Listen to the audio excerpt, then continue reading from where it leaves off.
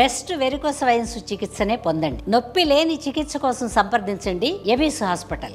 నమస్తే రమగారు. నమస్తే జయ. రమగారు, మనము ఒక పొద్దు ఉంటాం, ఒక్కొక్కరు ఒక్కొక్క రోజు మనకి అనుకూలంగా మన ఇష్ట ప్రకారంగా ఉంటూ ఉంటాం కదా. అప్పుడు ఏమైనా ప్రత్యేకమైన నియమాలు ఉంటాయండి ఆ ఒక పొద్దు పాటించే రోజు? జనరల్గా ఒక పొద్దు దేనికోసం ఉంటారు జయ? భగవంతుడి కోసం, పలానా ఇష్టదైవానికి. ఇప్పుడు నేను ఉన్నాను, గురువారం ఉంటాను, శనివారం ఉంటాను, సాయిబాబా అని నాకు ఒక ఫీల్. వెంకటేశ్వర స్వామి ఇంకా అందరం యూనివర్సల్గా ఉండేది కాబట్టి సాటర్డే ఉంటాము. సోమవారాలు ఉండేవాళ్ళు ఉంటారు, సోమవారం శుక్రవారం ఉంటారు, మంగళవారాలు ఉంటారు, బుధవారం కూడా ఇంకేదో వినాయకుడు కని అయ్యప్ప కని. బుధవారం తక్కువ వింటాం కదండి, బాగా వినేది మనం. ఒకటి సోమవారం, గురు, శనివారాలు కనపడతాయి. ఆదివారం ఒక పొద్దు వాళ్ళు కూడా ఉంటారు. అవును, ఉంటారండి, విన్నాను. సూర్యనారాయణమూర్తికి సూర్యుడి కోసం ఆదివారం రాత్రి భోంచేయరు. సాధారణంగా ఒక పొద్దు అనగానే పగలు భోజనం చేసి రాత్రి భోజనం చేయని వాళ్ళు కనపడతారు. అవును, అన్నం తినరు, తద్భిన్నం ఏదైనా తింటారు. ఒకటి, ఏ దైవాని కోసం మనం వారం ఉంటున్నామో ఆయన కోసం అన్నం మానేయటమే కాదు, పొద్దున పూజ చేసుకోవడం కూడా ఒకటి పాటించాలి. ప్రధానంగా ఏ దైవం కోసం మనం ఉండదలుచుకున్నామో ఆయన యొక్క ప్రార్థన చేసుకోవాలి ఉదయకాలం. అప్పుడు కదా మనకి ప్రోగ్రాము సక్సెస్ అయ్యేది. ఎప్పుడు చేయాలి? అంతేగా కదా. ఊరికే శనివారం ఉపవాసాలు మేమేం తినాం అంటే చాలా సరిపోదు. దాన్ని దైవారాధనతోటి కూడిన ఒక పొద్దు ఫలితాన్ని ఇస్తుంది. ఒట్టి ఒక పొద్దు రాత్రిపూట టిఫిన్ తింటాం అనేది ఉంది చూడు, ఉపయోగం లేదు. ఎందుకు ఆ పని? నువ్వు అన్నం అనేటానికి ఏదో ఒక దేవుడి పేరు చెప్తావా? తప్పు కాదు, అది పొరపాటు. ఉదయం అర్చన పెట్టుకోవాలి తప్పకుండా. అప్పుడు మనం వీరి కోసం వదిలేసిన ఒక పొద్దు, ఆ ఒక పొద్దుది సాటిస్ఫై అవుతుంది, సరిగ్గా అవుతుంది, అది అవ్వాల్సిన విధిగా. అలా ఉంటే బాగుంటుంది. ఈ సోమవారాలు ఉండేవాళ్ళు పగలు తినకుండా రాత్రి తినేవాళ్ళు కనిపిస్తారు అప్పుడప్పుడు. ఇందులో మళ్ళీ కొన్ని పర్వదినాల్లో ఖచ్చితంగా ఒక పొద్దులు వస్తాయి కదా. అవును, ఆ 2 పొద్దులు ఉండే ఏకాదశి వేరే కదా. ఈ ఒక పొద్దులు ఏమొస్తాయి? మన వరలక్ష్మి వ్రతం, మంగళగౌరి వ్రతం అవి చేసుకున్నాం అనుకో, రాత్రి భోంచేయరు. వ్రతాల్లో సత్యనారాయణ వ్రతం కోసం కూడా మనం ఒక పొద్దు ఉంటాం. సాయంత్రం వ్రతం అనుకో, పగలల్లో ఉపవాసం ఉండి సాయంకాలం వ్రతాలు చేసుకుంటారు. ఇది కనిపిస్తుంది. ఇప్పుడు ఇలా చేసేటప్పుడు ఆ తిథికి సరిపడా విధి ఏం చెప్పబడిందో, మన ఇళ్లలో ఏమున్నాయో అవి పాటించుకుంటే సరిపోతుంది. సాధారణంగా ఒక దైవం కోసం మనం ఆహార విసర్జన చేసాము అంటే దాంట్లో ఇంకా 2-3 ప్లస్సులు. ఏకభుక్తము, భూసేనము, బ్రహ్మచర్యము, ఈ 3 లైన్. నువ్వు శనివారం ఉపవాసం ఉండి దేవుడికి పొద్దున్న దండం పెట్టుకుని రాత్రి అన్నం తినకుండా ఉండి భార్యాభర్తలు పనికిరాదు. ఓకే. సాధారణంగా మంచాల మీద పడుకోకూడదు, కానీ ఉండలేరు. చలికాలం, ఎండాకాలం, ఏదో కాలం, నడు నొప్పి, వీపు నొప్పి, పక్క మారితే నిద్ర పట్టదు, ఇలా ఉంటారు కదా. ఏకశయ్యాగతులు కాకూడదు, ఒకే పదం మీద పడుకోకూడదు. అవి కూడా కుదరవు కొన్ని చోట్ల, అవి కుదరవు. అలాంటప్పుడు ఈ పొద్దులు ఎందుకు పెట్టుకోవటం? మీకు కుదిరినప్పుడే చేసుకోవచ్చు కదా, అవునా కాదా? అంతేగా. ఈ కొత్తగా పెళ్ళిళ్ళైన వాళ్ళతో ఒక పొద్దులు ఉంచి వాళ్ళని అదేదో చేయించి ఇదేదో పర్వాలేదని ఇలా అయిపోతూ ఉంటాయి. మీరు చేయగలిగే సమయాలు వచ్చినప్పుడే పెట్టుకోండి. ఒక వయసు వచ్చాక ఇవి చేస్తే మంచిది. ఇప్పుడు కొత్తగా పెళ్ళైంది, ఏదో మన వరలక్ష్మి వ్రతాలు అవి చేయిస్తారా? సాధారణంగా సువాసిని వ్రతాలప్పుడు రాత్రి భోజన స్వీకారం చేయకపోయినా కూడా వీళ్ళకి బ్రహ్మచర్య నియమం ఉండదని కొంతమంది పెద్దవాళ్ళు చెప్తారు. ఆ ఇళ్లలో అలాంటి బోధ ఉంటుంది. దీనికి నియమం లేదు, ఎందుకంటే చేసేదే భర్తల కోసం చేసే పూజలు కాబట్టి ఈ దాంపత్యం పనికిరాదు అన్న మాట అక్కడ లేదంటారు. దానికి మీ ఇళ్లలో పెద్దవాళ్ళ దగ్గర ఈ సమాధానం తీసుకోవాలి. ఎవరింట్లో చెప్తారో వాళ్ళ ఇళ్లలో పెద్దవాళ్ళు ఏం చెప్తే ఇంకా అది ఏ అత్తగారి దగ్గర లేకపోతే తల్లి దగ్గర పడుకోవాలి. ఆడపిల్లలు భర్తల దగ్గరతో పాటు పడుకోకుండా అని ఇది చెప్తారు. మీరు ఎప్పుడైనా ఇది శాశ్వతమైన నియమం. ఒక పొద్దున అన్నం తిన్నాము రాత్రి పులిహార చేస్తే పులిహార ఉపవాసానికి పనికొస్తుంది అంటారు కొంతమంది. ఇంకేమీ చేయలేదు, అదొక్కటే ఉంది, అదే కుదిరింది. అప్పుడు దీనికి ఒక అమెండ్మెంట్ చెప్తాను. ఇది నేను కూడా ఒక పెద్దవారి దగ్గరే తెలుసుకున్నా. నివేదన చేసిన పులిహార అయితే పనికొస్తుంది. మీరు సరదాగా టిఫిన్ లాగా చేసుకున్నది పొద్దున మిగిలితే సాయంత్రం తింటాము, అది పనికిరాదు ఒక పొద్దుకి. మీరు సాయంకాలం దేవుడికి చేసి గుళ్ళో పెట్టింది, గుళ్ళో నివేదన చేయబడింది, లేదా మీ ఇంట్లోనే మీరు నివేదన చేసింది అయితే మీకు పనికొస్తుంది. ప్రసాదం అయితే ఏం తిన్నా తప్పలేదు, అది నివేదన చేయబడితేనే. అన్ని ప్రసాదాలే కదా అంటే వండినవన్నీ మన మన మన బతుకంతా భగవంతుడి ప్రసాదమే, దాన్ని తీసుకోకూడదు. దాన్ని తీసుకోకుండా ప్రత్యేకంగా నీళ్లు చల్లి భగవంతుడికి నివేదన చేయబడింది చూడు, అది పనికొస్తుంది. పులిహార తిందాం, దద్దోజనం తిందాం, చక్కెర పొంగల్ తిందాం, ఇవన్నీ ప్రసాదాలు అయితే పనికొస్తాయి. ప్రసాదాలు కాకుండా అయితే పనికిరాదు. దీంట్లో పాటుగా మీ దేశాచారాలు, మీ ఊళ్ళల్లో పాటించే విధానాలు కొన్ని ఉంటాయి, మీకు తెలిసవి.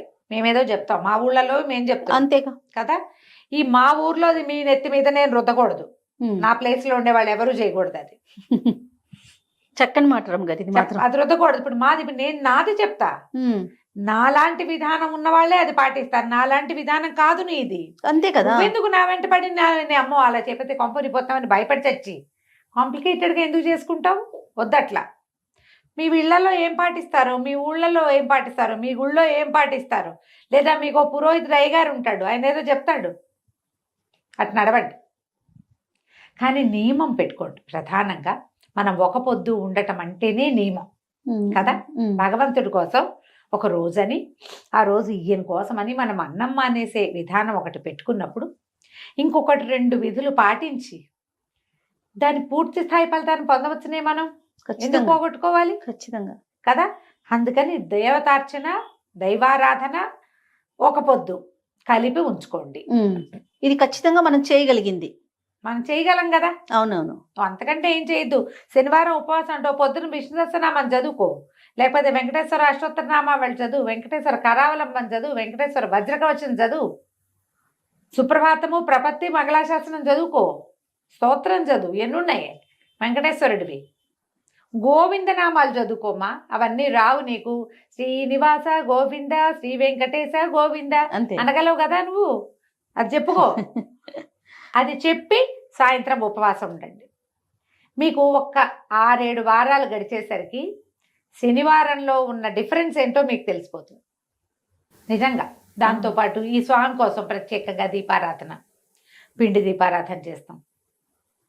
అలా విధానాలు ఇవన్నీ ప్లస్ చేసుకుంటే మీరు ఆధ్యాత్మిక ప్రగతి వస్తుందమ్మా. ఒట్టిగా అన్నం మానేసి ఎవడో ఆయన్ని ఉద్ధరిస్తున్నాం అనుకోకూడదు, అది కరెక్ట్ కాదు. ఇంత మంచి విషయాన్ని ఇంత లేట్ గా మీతో వింటున్నాను అనుకుంటున్నాను రామ్ గారు నేను. నిజంగా అవునా? నిజంగా అసలు చాలా మంది దగ్గర విన్నా నేను. ఎట్లా అంటే ఒంటి పొద్దున్నాం అంతే, మిగతా కార్యక్రమాలు ఎక్కడా కనిపించవు. మిగతా కార్యక్రమాలు ఎక్కడా కనిపించవండి. ఇప్పుడు మీరు చెప్పిన నువ్వు అన్నం మానేస్తే దేవుడికి ఏమిటి, నీకు కదా అది. మన శరీరం కోసం, మనది. ఆయన ఉద్ధరిస్తున్నాం అనుకోకూడదు, మనని మనం ఉద్ధరించుకోవడానికి, మనం బాగుపడడానికి, మనం ఇంకొక అడుగు దేవుడి వైపుకు వేయడానికి అన్నం మానేస్తే అయిపోతుంది ఏమిటి? అలా కాదు, అలా అవదు. అది ఇట్లా పెట్టుకోవాలి ఖచ్చితంగా. అప్పుడు మీరు ఏమిటి ఏం మార్పు వచ్చింది మనలో? ఇప్పుడు గుళ్ళోకి వెళ్ళావు జయ, ఏదో అలా వెళ్ళి ఇలా వచ్చేసే వాళ్ళు మనకు వేలల్లో కనపడతారు. అవును, గుళ్ళోకి వెళ్ళటం వల్ల ఒక ఆనందం లభించిన వాళ్ళని చూస్తున్నావా నువ్వు ఎప్పుడైనా? కనిపించట్లేదు రమ్మగారు, చాలా తక్కువగా చూస్తాం. ఎందుకంటే క్రియగా చేస్తున్నాం మనం. క్రియగా చేయకూడదమ్మా, అది క్రియగా భావించదు. గుళ్ళోకి వెళ్ళడం ఒక వెళ్ళాలి సిద్ధాంతంగా వెళ్ళటం కాదు. మీరు లోపలికి వెళ్తూ ఉంటే, ఒక దేవాలయంలోకి వెళ్తే, ఒక గోపురం లోపలికి వెళ్తుంటే మీ లోపల ఉన్న మలినాలన్నీ వదిలిపెట్టేస్తున్నట్టుగా తెలుసుకోండి, పోతున్నాయి అవి. మీరు ఒక పాజిటివ్ వారాల్లోకి వెళ్తున్నారు. లోపలికి వెళ్తాం, దండం పెడతాం, అక్కడికి వెళ్ళాక వాళ్ళవి వీళ్ళవి నగలు, నాణ్యాలు, అలంకారాలు చూస్తూ ఉంటాం. చూసావు, ఎక్కించుకోకు, దాన్ని వెంట తెచ్చుకోకు. నువ్వు వెంట తెచ్చుకోవాల్సింది ఏంటి? ఈ లోపల తిరిగేసరికల్లా నువ్వు ఆ భగవంతుడు చుట్టూతా ఉన్న కాంతి వలయాల్లోకి ప్రయాణం చేస్తున్నావు. అది నీలోకి వచ్చేసినట్టుగా తెలుసుకోవాలి. నువ్వు అది ఎప్పుడు తెలుసుకుంటావు? అది క్రియగా భావిస్తే తెలుసుకోవు. నేను చేయవలసిన విధి ఇది, నేను బాగుపడడానికి ఉపయోగపడే విధి. నన్ను భగవంతుడు దగ్గరికి తీసుకుంటున్నాడు తనలోకి, ఆయన నాలోకి ప్రవేశిస్తున్నాడు. ఈ భావాలు రావాలి.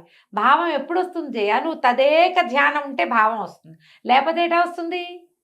నువ్వు ఊరికే క్రియగా వెళ్ళిపోయి టకటకటకటక వెళ్ళిపోయి ఇవి తీసేసుకుని అదేమిటి బఫే భోజనం లాగా అలా చేస్తే ఎట్లా? మీ ఒక పొద్దులు కూడా బఫే భోజనం లాగా చేయకండి. అప్పుడప్పుడు అట్లా అయిపోతూ ఉంటాయి. మన ఇంటికి ఎవరో చుట్టాలు వస్తారు, మనమే ఏదో ఊరు వెళ్తాం, బోల్డ్ పనులు ఉంటాయి, వ్యవహారాలు ఉన్నాయి, ఆ రోజు ఏదో ఫంక్షన్ కూడా ఉంది, ఇవి జరిగిపోతాయి. అప్పుడప్పుడు అయినా అందులోకి ప్రవేశించే విధానం చూడండి. కరెక్ట్గా మీకు ఆ రోజు మీరు సాయంత్రం పడుకున్నాక మీకు తెలుస్తుంది.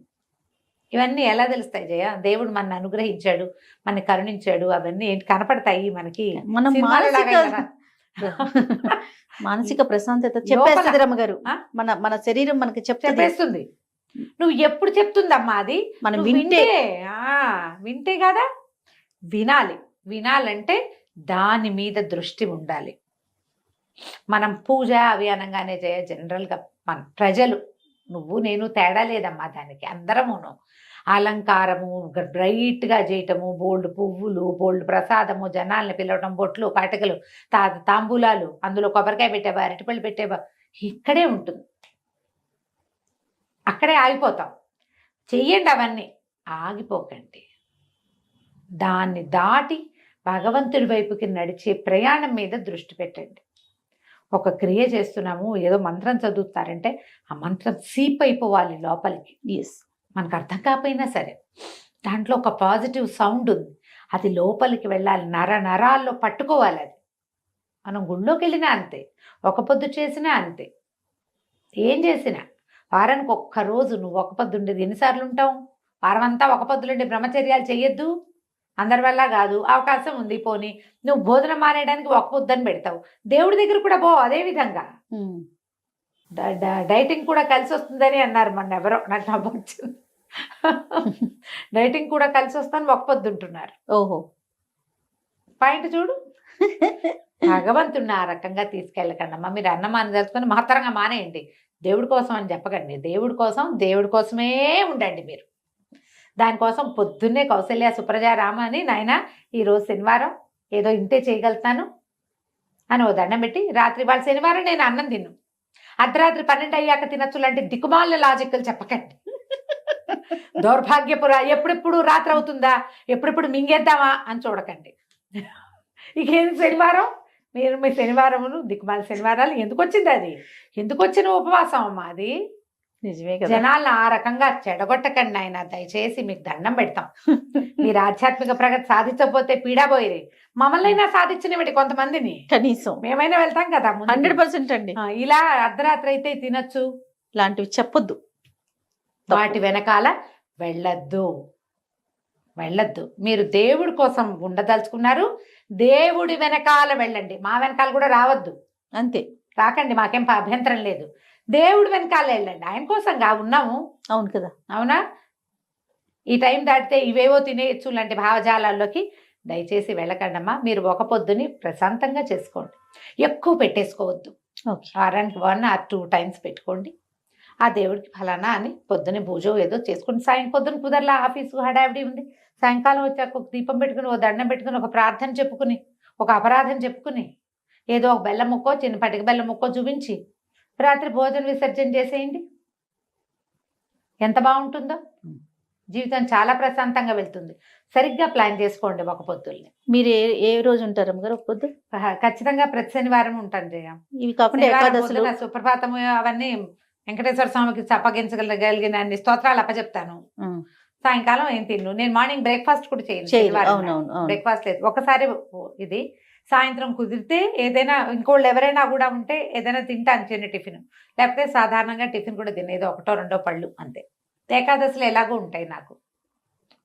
శనివారం వెంకటేశ్వర స్వామి కోసమే అంతే. దానికి పొద్దున ఖచ్చితంగా తలంటి పోసుకోవటము, తైలంతో దీపము, చదువుకోవటం, ఏదైనా నివేదన చేసుకోవటం, ఇవన్నీ కామన్ గా, ఇవన్నీ చాలా సహజంగా, ఇదేదో విశేషంగా చేయటం కాదు, సహజంగా జరిగిపోతుంది. అలా వెళ్ళిపోతాయి. రోజువారీ కూడా నేను కమలా కూర్చు కుంకుమతో అనకుండా కుదరదు నాకు. రోజువారీ అది ఉంటుంది. వజ్రకవచం అవి కూడా రోజు చెప్పుకుంటాను. ఇప్పుడు ఈ రోజున శనివారం మాత్రం సుప్రభాతము, స్తోత్రము, ప్రపత్తి, మంగళాశాసనం మొత్తం ఫుల్ లైన్ చకచక అలవాటు అయిపోయింది. అది రైట్ రామ్ గారు. నమస్తే. నమస్తే జయ.